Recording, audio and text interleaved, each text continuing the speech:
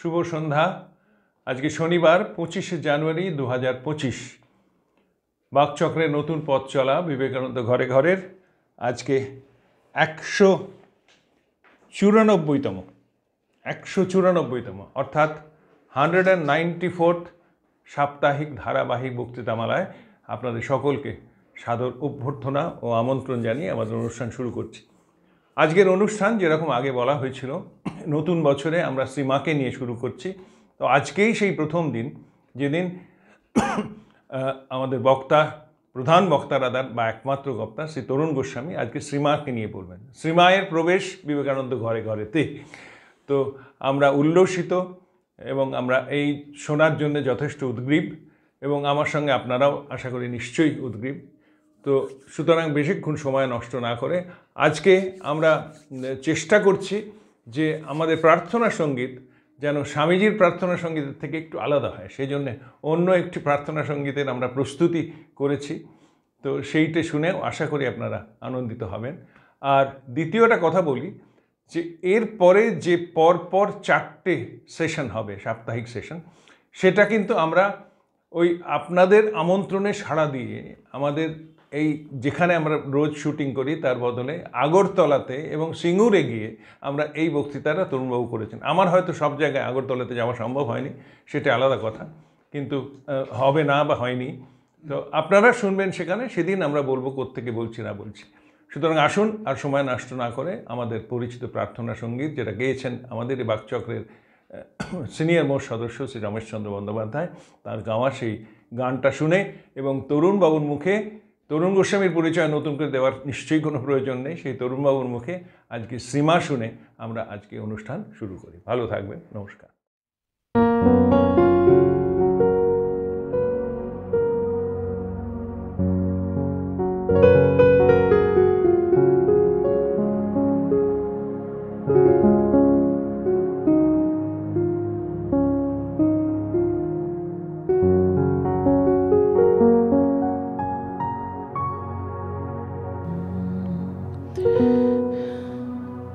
জীবন যখন শুকায় যায়, করুণা ধারায় এসো, সকল মাধুরী লুকায় যায়, গীত সুধারসে এসো। জীবন যখন শুকায় যায়, করুণা ধারায় এসো।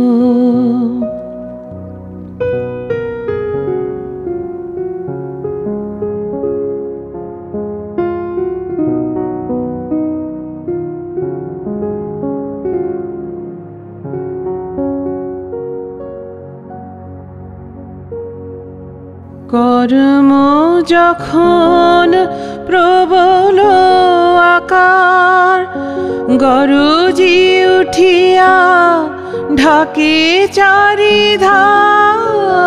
কর্ম যখন প্রবল আকার, গরজি উঠিয়া ঢাকে চারিধার।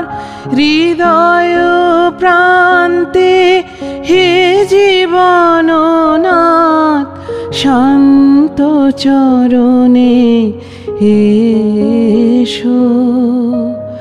জীবন যখন শুকায় যায়, করুণা ধারায় এসো।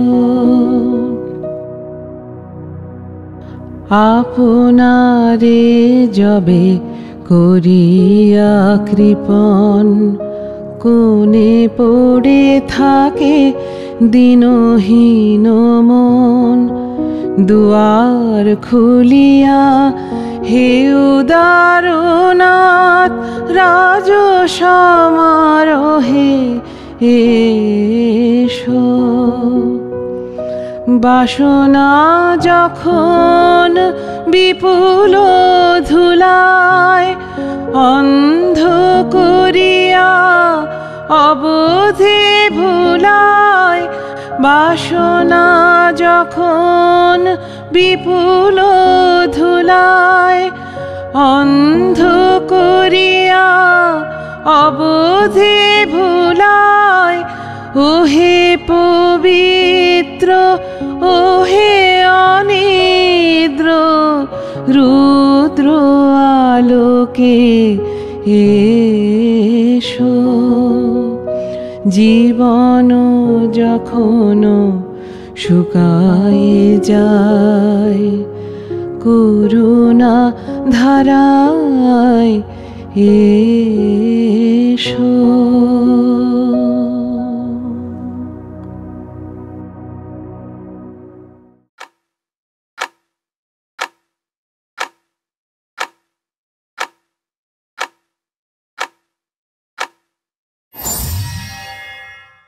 নমস্কার।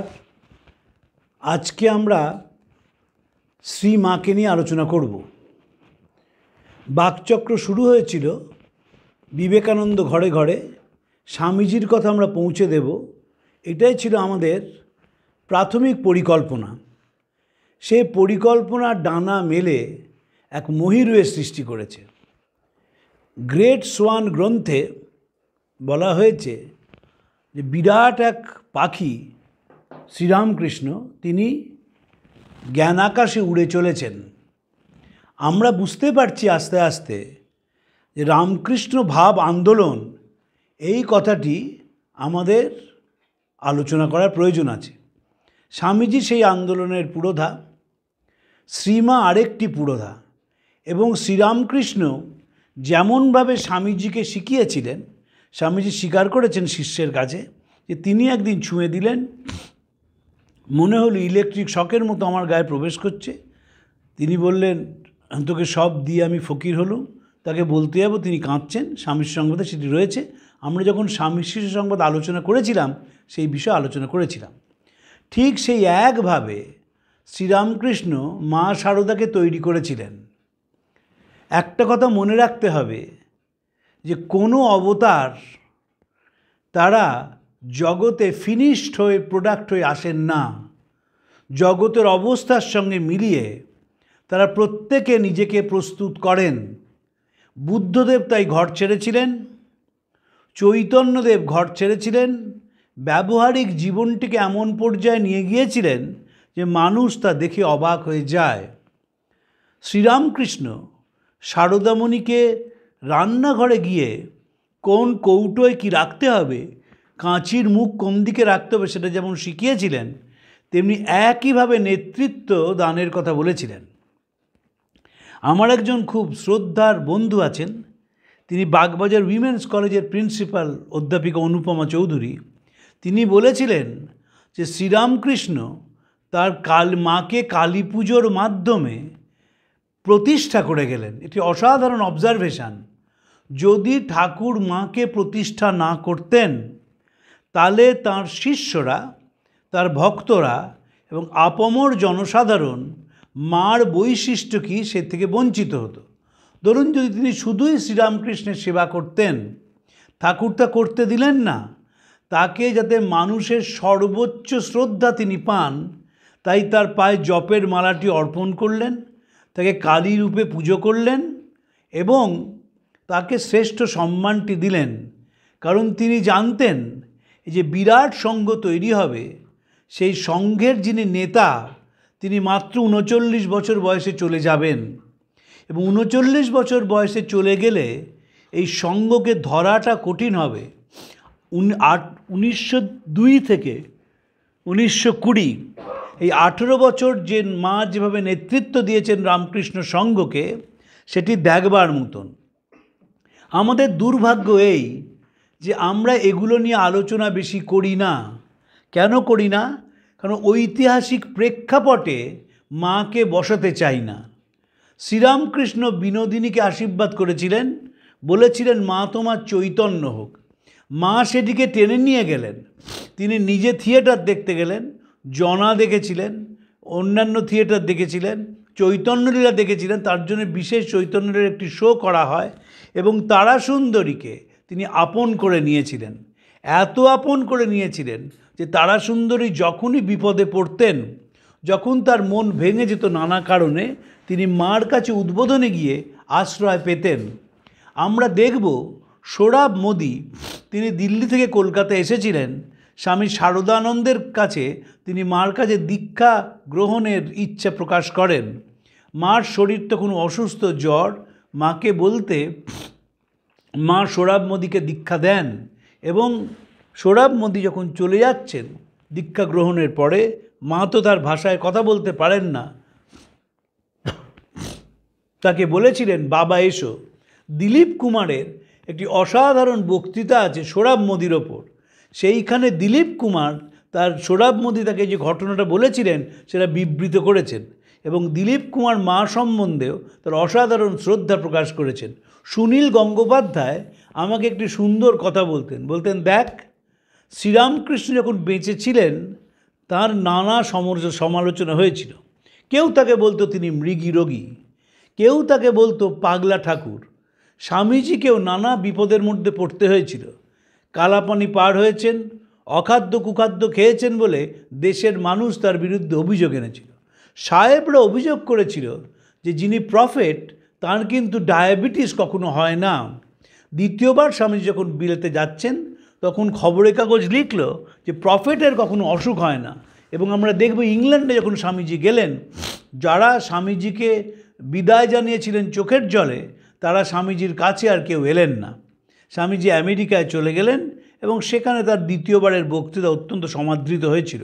মার কিন্তু কোনো সমালোচনা কখনো হয়নি। তার প্রাতিষ্ঠানিক শিক্ষা ছিল না, কিন্তু তার যে উদারতা ছিল সেটি ছিল বেদান্তের জীবন্ত ভাষ্য। এবং শ্রীরামকৃষ্ণ, আমার নিজের ব্যক্তিগতভাবে ধারণা, আমরা তো মাস্টারমশাইয়ের বইকে সবসময় মনে করি যে একেবারে অথেন্টিক ডকুমেন্ট। মাস্টারমশাই শনিবার, রবিবার বা বিশেষ ছুটির দিনে যেতেন। ঠাকুর দুপুরবেলায় কি করতেন এর কথা কোথাও উল্লিখিত হয়নি। আমার দৃঢ় বিশ্বাস তিনি দুপুরবেলায় মাকে সেই ব্যক্তিত্ব তৈরি করিয়ে দিয়েছিলেন। এমন এক ব্যক্তিত্ব যে রামকৃষ্ণ ভাব আন্দোলনের দুজন শ্রেষ্ঠ পুরুষ, গিরিশচন্দ্র ঘোষ এবং নরেন্দ্রনাথ দত্ত, স্বামী বিবেকানন্দ, তারা গায়ে গঙ্গাজল ছিটিয়ে মার কাছে যেতেন। আমি আজকে যে দুটি জিনিস নিয়ে আলোচনা করব সেটি হচ্ছে রামকৃষ্ণ মিশন যে বিরাট বিপদের মধ্যে পড়েছিল, সেটা মা কীভাবে বাঁচিয়েছিলেন, আজকে তাই নিয়ে আলোচনা করব। পরের দিন আলোচনা করব যে বিপ্লব আন্দোলনের সঙ্গে রামকৃষ্ণ মিশনকে যুক্ত করে ফেলেন ব্রিটিশরা। তারা স্বামীজি সম্বন্ধে বলেন যে বিবেকানন্দ মৃত্যুর পর আরও ভয়ঙ্কর হয়ে উঠেছেন। 1909 সালে শ্রীরামকৃষ্ণের নামে তারা একটি হুলিয়া বের করেন এবং তাকে গ্রেপ্তারের কথা বলেন। এর প্রেক্ষিতে মা কিভাবে নেতৃত্ব দিয়েছিলেন সেটির কথা আমরা আলোচনা করব পরের, যে আমরা আমাদের আলোচনার বিষয় হবে পরের দিন। আজকে আলোচনা করব রামকৃষ্ণ মিশনে দুটি যে বিরাট বিপদের সম্মুখীন হয়েছিল, সেই বিপদ থেকে মা কীভাবে মিশনকে উদ্ধার করেছিলেন। আমাদের দেশের সবচেয়ে বড় ট্র্যাজেডি যে আমরা কখনো ঠাকুরমা স্বামীজিকে ইতিহাসের প্রেক্ষিতে দেখি না। আমরা ওই মাথায় প্রণাম করি, স্বামীজিকে, মার প্রণাম মন্ত্র উচ্চারণ করি, ঠাকুরের প্রণাম মন্ত্র এবং স্বামীজির প্রণাম মন্ত্র বলেই শেষ হয়ে যায়। কিন্তু তাদের ভূমিকাটা কী ছিল, কিভাবে ঠাকুর যে মানুষের মনোজগতে পরিবর্তন আনতে চেয়েছেন, মা কিভাবে সেই মনোজগতের পরিবর্তন ঘটিয়েছেন, এ তো আলোচনার বিষয়। খুব দুর্ভাগ্য, আমি বারবার বলি, আমি তো প্রভানন্দজির কাছে অনেক বছর ছিলাম, ছোট্ট বয়স থেকে তার শরীর যাওয়া অবধি। ওই রকম বিশ্লেষণাত্মক মন খুব কম সন্ন্যাসীর আমি দেখেছি। প্রভানন্দজি সব সময় বলতেন যে বিশ্লেষণ করবে এবং মনে রাখতে হবে যে রামকৃষ্ণ ভাব আন্দোলন হচ্ছে বৌদ্ধিক আন্দোলন, হুজুগের আন্দোলন নয়।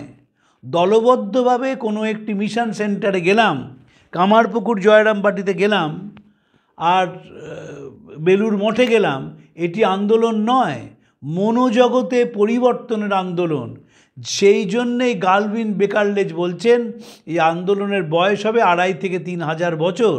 সেই জন্যেই বিবেকানন্দ বলছেন এখানের উদ্ভিন্ন 6টা জগৎকে প্লাবিত করবে, মানুষের জীবনগতি পাল্টে দেবে এবং বহু বছর এই আন্দোলন থাকবে। ঠাকুরকে প্রতিষ্ঠা করে তিনি বলেছিলেন বেলুড় মঠে, তার ভরশাস্তি প্রতিষ্ঠা করে বলেছিলেন, আত্মারামের কৌটো যাকে বলা হয়, যার মধ্যে ভরশাস্তি আছে, বলেছিলেন আপনারা ঠাকুরের পাদপদ্মে কায়মনোবাক্যে প্রার্থনা করুন যে মহাযুগবতার ঠাকুর বহুজন হিতায় বহুজন সুখায় এই পুণ্যক্ষেত্রে অবস্থান করে একে সর্বধর্মের এক অপূর্ব সমন্বয় কেন্দ্র করে রাখেন। এই সর্বধর্ম সমন্বয় মানেই হচ্ছে ইন্টালেকচুয়াল প্র্যাকটিস। সর্বধর্ম সমন্বয় কখনো এমনি হতে পারে না।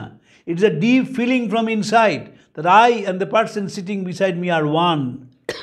এই মনোজগতের পরিবর্তন ঠাকুর চেয়েছেন। দেখবেন মন দিয়ে যে স্বামীজির বক্তৃতা পড়া হয় তাহলে দেখবেন স্বামীজি শিকাগোয় বলেছিলেন, সেখানে কি মনোজগতের পরিবর্তনের কথা বলছেন।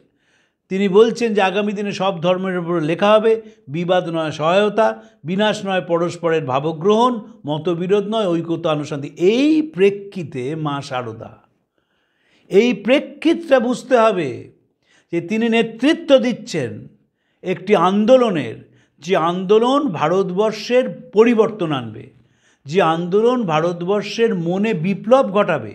এবং তিনি একমাত্র পৃথিবীর মানুষ যিনি পুরুষ চালিত একটি প্রতিষ্ঠানের সঙ্গ জননী ছিলেন। তিনি ছিলেন ড্রাইভিং ফোর্স, গাইডিং প্রিন্সিপাল। একটি প্রতিষ্ঠান, যে প্রতিষ্ঠানটি পুরুষ দ্বারা পরিচালিত। তিনি তো নারীমঠ দেখে যেতে পারেননি, পুরুষ দ্বারা পরিচালিত একদম।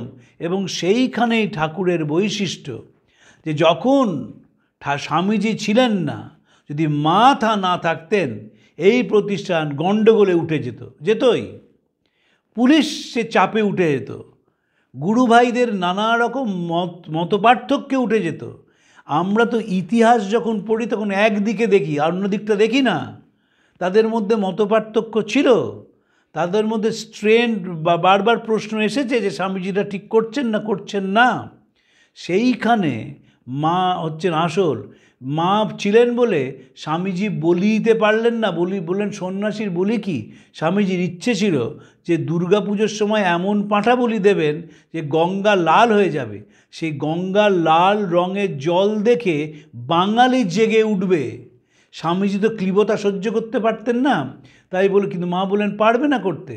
শারদমা এগিয়ে এসে বললেন যে যখন স্বামীজি ঠিক করলেন মঠ বিক্রি করে দেবেন সমাজসেবার জন্য, তখন মা বললেন একটা কাজেই শেষ হয়ে যাবে, এ তো ওচি হয়েছে, ট্রাস্ট, ফলে এ তো কারুর একার ইচ্ছাটা বিক্রি করা যাবে না। যদি সত্যিই স্বামীজি মা না থাকতেন তাহলে জেনে রাখবেন স্বামীজি বিক্রি করে দিতেন এবং এই রামকৃষ্ণ ভাব আন্দোলনের দানা বাঁধত না। যে আন্দোলন আগামী দিনে মানুষের প্রাণের আন্দোলন হয়ে উঠবে। সিস্টার নিবেদিতা কমপ্লিট ওয়ার্কসের ভূমিকায় লিখেছিলেন, স্বামীজি যা বলেছিলেন সেটি এক সত্য থাকতো। তিনি যদি না আসতেন তাহলে ম্লেচ্ছদের কাছে, পাড়িয়াদের কাছে এই ভারতের সত্য পৌঁছতো না। অসাধারণ নিবেদিতার কমপ্লিট ওয়ার্কসের ভূমিকা। আমি যে দুটি ঘটনার কথা বলেছিলাম, তার প্রথমটি হচ্ছে 1898 সালে উত্তর কলকাতায় মা আছেন, 3 জন মেম সাহেব তার সঙ্গে দেখা করতে গেলেন, ওলি সেরা বুল, জোসেফিন ম্যাকলাউড এবং মার্গারেট এলিজাবেথ নোবেল। স্বামীজি ভারতবর্ষের নারীদের উদারতার কথা, তাদের বৈদগ্ধ্যের কথা, তাদের পাণ্ডিত্যের কথা, তাদের ঘরকন্যার কাজের কথা বহু বক্তৃতায় বলেছিলেন।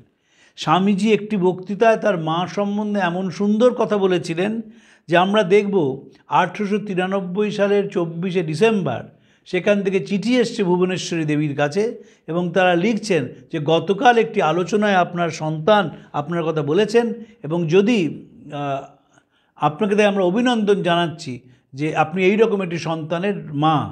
যারা লিখেছিলেন তারা সবাই আমেরিকার নারী মুক্তি আন্দোলনের পুরোধা নেত্রী অলি সেরাবুল থেকে শুরু করে আরও অনেকে, কিন্তু তারা চিঠি লিখে লিখেছেন ভুবনেশ্বরী দেবীকে।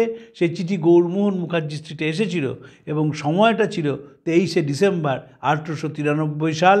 স্বামীজি বিখ্যাত হলেন 1893 সালের 11ই ডিসেম্বর। তার 3 মাস পরে এই চিঠি অবশ্যই আমাদের দৃষ্টি আকর্ষণ করে।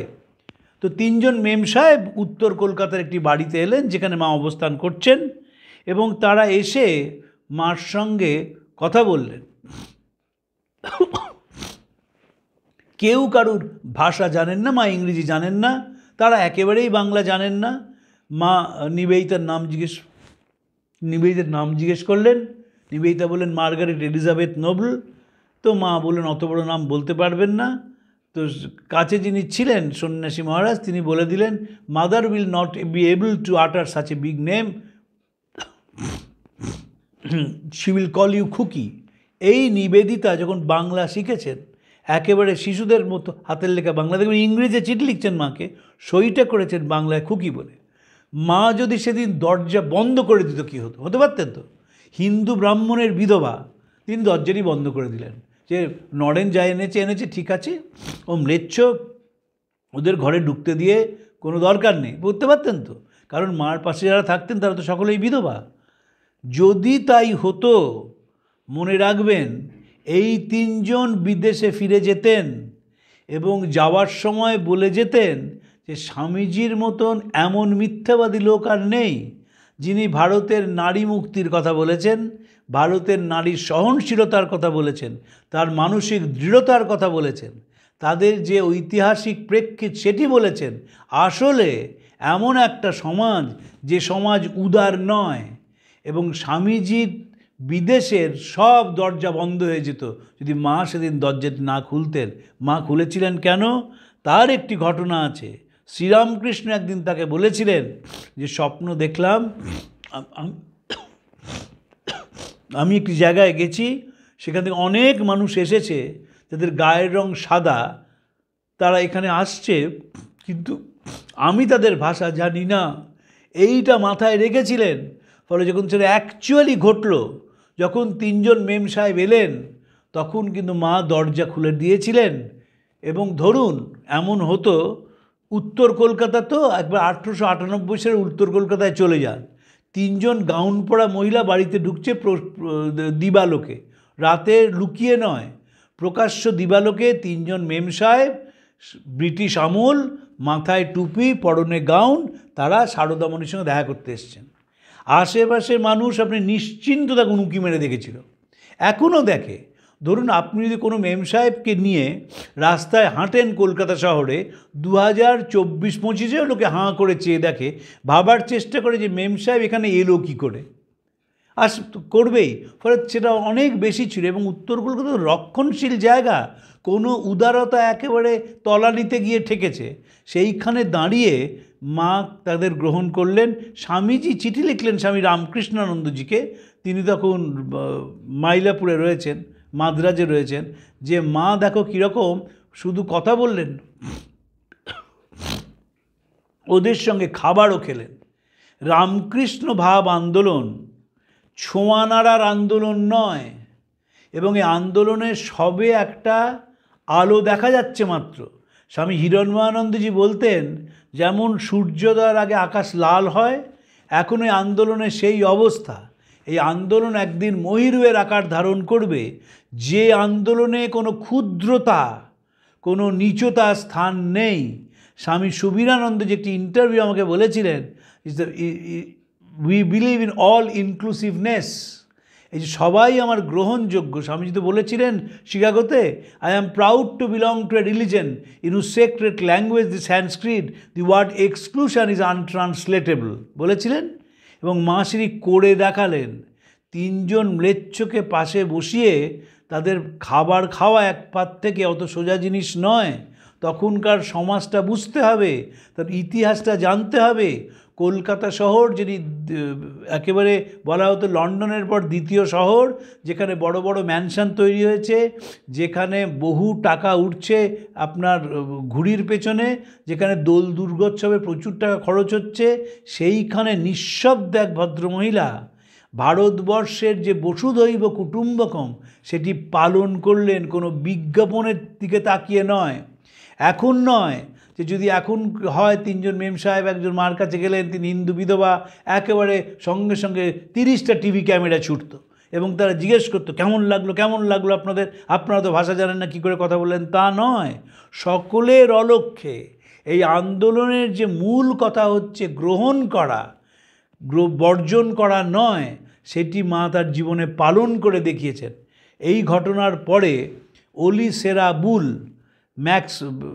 জোসেফিন ম্যাকলাউড ম্যাক্স মুলারকে নিবেদে যেমন লিখেছেন ডে অফ ডেজ তার ডায়েরিতে, যে আমার জীবনের শ্রেষ্ঠ দিন, জোসেফিন ম্যাকলাউড লিখলেন শ্রীরামকৃষ্ণের অর্ধাঙ্গিনীকে না দেখলে আন্দোলনটিকে বোঝা যাবে না, লিখেছিলেন ম্যাক্স মুলারকে। এবং আমরা দেখব মাই মাস্টার্স এ সহিম যখন নিবেদিতা লিখছেন, তখন তার এক জায়গায় মার সম্বন্ধে তিনি একটি যুগান্তকারী মন্তব্য করেছেন। I have never seen or hesitate to give utterances to large and open judgment, however difficult the question might be put before her.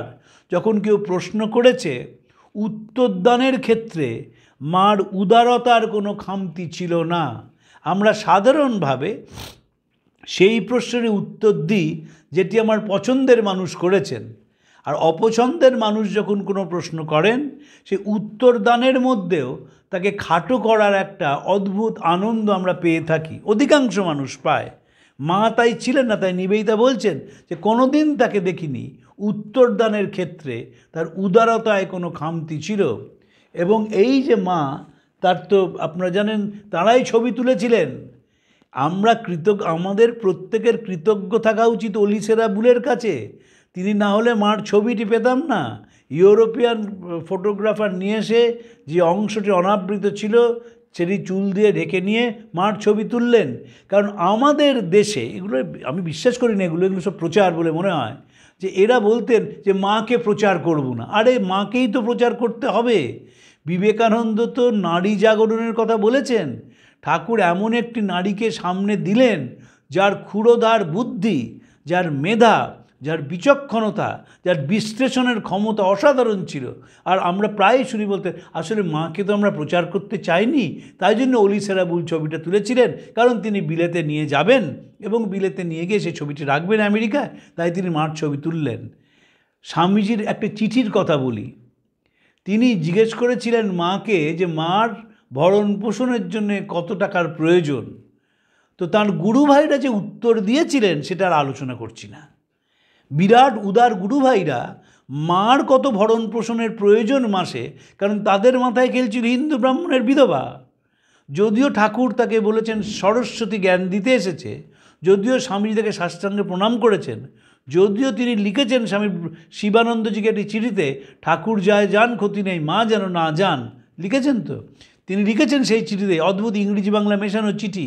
সেই চিঠিতে লিখছেন তিনি, স্বামীজি লিখছেন, mother Shri Sarada has been born to revive that wonderful shakti in India, making her the nucleus, Gargis and Maitreyis will be born in the world, how grand is the power of shakti. Nivedita my masters সহিমা লিখছেন, তিনি কে? তিনি কি প্রাচীন ভারতের শেষ প্রতিনিধি না নতুন ভারতের প্রথম প্রতিনিধি? লেখা হচ্ছে তো, কিন্তু গুরু ভাইরা সেটা বুঝতে পারলেন না। তখন স্বামীজি বিরক্ত হয়ে মার মাসোহারা কত হওয়া উচিত সেটা ঠিক করে দিলেন।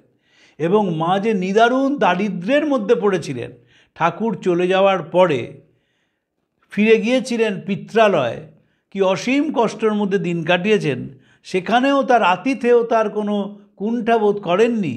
গিরিশচন্দ্র তখন গেছেন, তখন তার শুধু জামা কাপড়ই তিনি ধুয়ে দিয়ে ক্ষান্ত থেকেছেন তা নন, তিনি যে খাবার খেতে চান সেই ঘুরে ঘুরে সেই খাবার তিনি নিয়ে এসেছেন।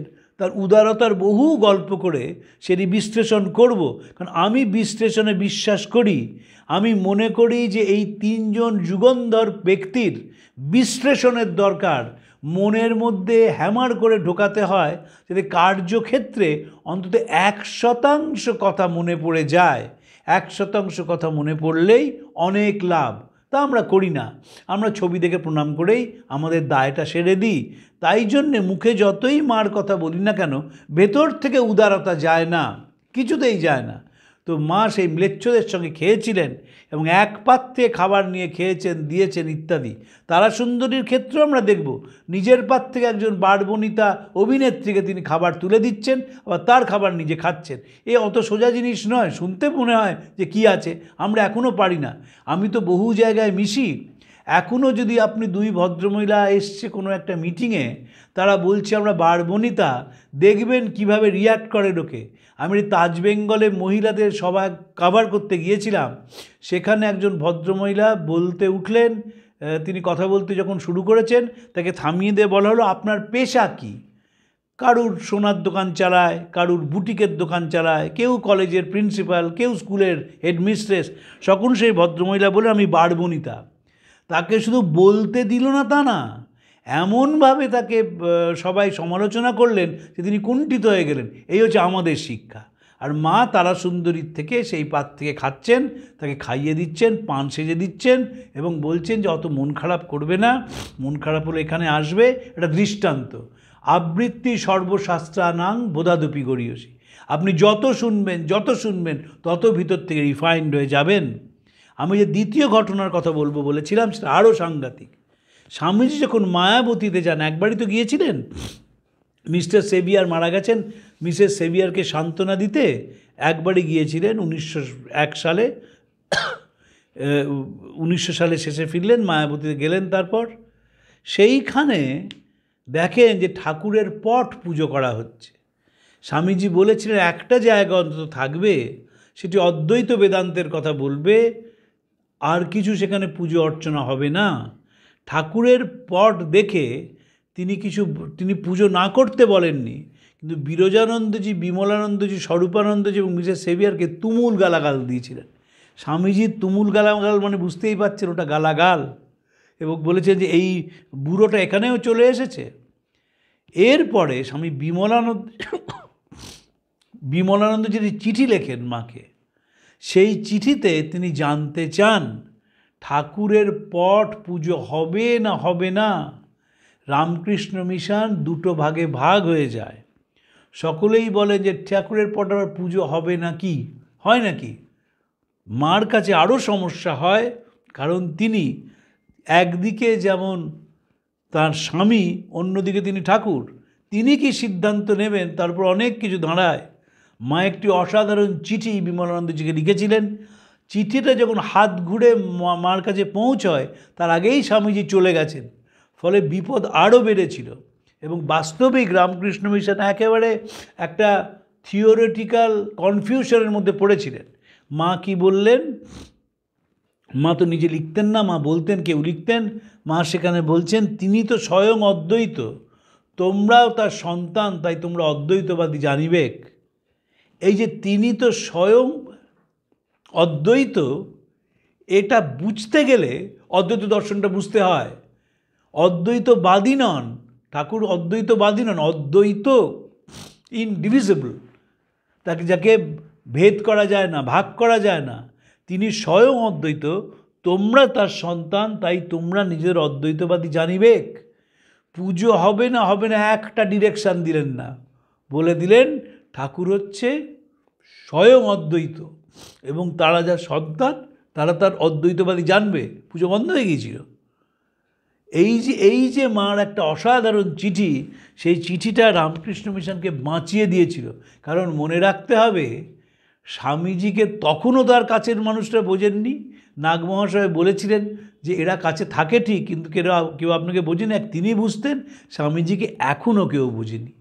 আমার সঙ্গে প্রায় রামকৃষ্ণ মিশনের তরুণ সন্ন্যাসীদের গল্প হয়। আমার তো একটা দীর্ঘ স্প্যান রয়েছে, অনেক বছর এই সঙ্গের সঙ্গে যুক্ত রয়েছে। এই তরুণ সাধুদের সঙ্গে যখন গল্প হয়, তারা সকলেই বলেন যত দিন যাবে স্বামীজির নতুন নতুন ইন্টারপ্রিটেশন হবে, নতুন নতুনভাবে স্বামীজিকে বোঝা যাবে। আমাদের বাকচক্র সম্বন্ধে অরিন্দম চক্রবর্তীর কথা বলেছেন, সাংঘাতিক কথা। সুজিতদেব এবং আমার দুজনের মন ছুঁয়ে গেছে যে এর একটা লাইব্রেরি ভ্যালু আছে। যেহেতু প্রত্যেকটা লিঙ্ক আমরা দিয়ে একটা লাইব্রেরি ভ্যালু আছে। কেউ যদি পরে নিয়ে কোনো কাজ করতে চায়, তাদের তো শুধু স্বামীজির কথা নিয়ে আমরা এতগুলো এপিসোড বললাম, লাইব্রেরি ঠিক সেই রকমভাবে আমরা যে মাকে নিয়ে বলবো তার একটা লাইব্রেরি ভ্যালু থাকবে। মনে রাখতে হবে যে তিনি দুটি বিরাট সমস্যার থেকে মিশনকে উদ্ধার করেছিলেন। প্রথমটি, যদি তিনি দরজা বন্ধ করে দিতেন তাহলে 3 বিদেশিনী ফিরে যেতেন, এবং দ্বিতীয়টি, যদি তিনি বলতেন যে স্বামীজি অত্যন্ত ভুল কাজ করেছেন, ঠাকুরের পুজোটা তো হওয়াই উচিত, তাহলে স্বামীজির প্রতি শ্রদ্ধা চলে যেত। মনে হতো যে স্বামীজির যে ঠাকুরের ইন্টারপ্রিটেশন সেটা তার নিজের, ঠাকুরের নয়। তিনি তাকে স্বয়ং অদ্বৈত বলে ব্যাখ্যা করলেন। তিনি বললেন যে একেবারে স্বয়ং অদ্বৈত, যে তিনি হচ্ছে অদ্বৈত, আর তোমরা তার সন্তান, তাই তোমরা নিজেদের অদ্বৈতবাদী জানবে। এবং সমস্যা মিটে গিয়েছিল। আমাদের দুর্ভাগ্য বিমলানন্দজি বেশি দিন বাঁচেননি, অত্যন্ত কম বয়সে চলে গিয়েছিলেন। কমপ্লিট ওয়ার্কস তিনি প্রকাশ করতে শুরু করেন, তারপর তার টিউবারকিউলোসিস হয়েছিল, মায়াবতীতে থাকতেন, অত্যন্ত কম বয়সে তিনি চলে যান। স্বামী বিমলানন্দজির নামও আর কেউ করে না, দুর্ভাগ্য আমাদের সেটাই। অসাধারণ মানুষ ছিলেন। যদি বাকচক্র আপনারা পুরনো দেখেন, দেখবেন আমরা স্বামীজির সব শিষ্য নিয়ে আলোচনা করেছি, সেখানে বিমলানন্দজির কথা আছে, তার পরিশ্রমের কথা আছে। রামকৃষ্ণ মিশনের যারা ক্রিয়াযোগ করতে যেতেন, স্বামী বিরজানন্দজি, স্বামী শুদ্ধানন্দজি, স্বামী প্রকাশানন্দজি এবং বিরজা এবং বিমলানন্দজি কলকাতায় ভূপেন্দ্রনাথ সান্যালের কাছে তারা যেতেন ক্রিয়াযোগ করতে, সেই বিষয়ে আমরা বলেছি। তাই মা সঙ্গ জননী ছিলেন এবং যে তার নেতৃত্ব দিয়েছিলেন, আমরা সেই নেতৃত্ব নিয়ে আলোচনা করব, মাসে 1 দিন করে আলোচনা করব। অতএব 3 দিন থাকবেন স্বামীজি, 1 দিন থাকবেন মা, এবং নানাভাবে আমরা মাকে নিয়ে দেখব। পরের দিন আলোচনা করব মা বিপ্লবীদের কিভাবে নেতৃত্ব দিয়েছেন, আলোচনা করব যে কি অসীম সাহসের সঙ্গে তিনি থিয়েটার দেখতে গিয়েছিলেন। তার জন্য স্পেশাল শো করেন গিরিশ ঘোষ চৈতন্য লীলা মিনার্ভা থিয়েটারে, এবং সেখানে তিনি চিকের আড়ালে বসে দেখেননি, বক্সে বসে থিয়েটারটি দেখেছিলেন। এখনও যদি কখনো মিনার্ভা থিয়েটারে যান বিন স্ট্রিটে, দেখবেন থিয়েটারটি এখনও বেঁচে আছে, ওপরে 2টো বক্স আছে, তার একটি বক্সে বসে মা দেখেছিলেন। মা উইলসনের সার্কাস দেখতে গিয়েছিলেন ময়দানে, এবং সেদিন ঘোড়ার গাড়ি পাওয়া যায়নি। আমি যতবার ময়দান দিয়ে যাই মোটরসাইকেল করে, রোজ যাই অফিসে, আমার প্রত্যেক দিন একটা কথা মনে হয় যে মার বাতের অসুখ ছিল, গাড়ি পাওয়া যায়নি বলে তিনি সেইখান থেকে হেঁটে এসপ্ল্যানেডে গিয়ে ঘোড়ার গাড়ি পেয়েছিলেন, ডিস্টেন্সটা কম নয়। এবং যখন ফিরে এসেছিলেন, কারুর বিরুদ্ধে কোনো রকমের অভিযোগ নয়, তার মানে তিনি গ্রাউন্ড রিয়েলিটি স্বীকার করেছেন এবং আমাদের চোখে আঙুল দিয়ে শিখিয়ে যাচ্ছেন যে কথায় কথায় কমপ্লেন করো না। স্বামী শারদানন্দজি অত্যন্ত রেগে গিয়েছিলেন মা কেন দেরি করে ফিরছেন। তারপর যখন তিনি প্রশ্ন করে শুনলেন যে মাকে হাঁটিয়ে নিয়ে আসা হয়েছে, অতটা যিনি নিয়ে গিয়েছিলেন তাকে তিনি মারতে বাকি রেখেছিলেন, এবং মা তাকে ঘরে নিয়ে গিয়ে আশ্বাস দিয়েছেন যে বাবা কিছু হয় না, শরৎ এরকম বলে ইত্যাদি। এই ছোট ছোট কাজের মধ্যে দিয়ে একটি মানুষ সূক্ষ্ম থেকে সূক্ষ্মতর হয়। স্বামীজি বলছেন কাপুরুষ যিনি কৃপণ তিনি 1000 লোকের সামনে দান করেন, যিনি কাপুরুষ সে স্বচ্ছন্দে বহু লোকের সামনে মৃত্যুবরণ করেন, কিন্তু সকলের অলক্ষ্যে যে কাজ করা হয় সেটাই পুজো, সেটাই কাজ, সেটাই মানুষের মনকে পাল্টে দেয়। তো আমরা যখন আলোচনা করব মাকে নিয়ে, আবার আপনাদের কাছে সেই অনুরোধ করব, আপনারা মাকে একটু ধ্যান করুন, মার কথা ভাবুন, মার কাজের কথা ভাবুন, এবং ভেবে নিজেরা কৃতার্থ এবং ধন্য হন। আপনাদের নমস্কার জানিয়ে আজকে শেষ করছি। প্রাণারাম প্রাণারাম প্রাণারাম প্রাণারাম।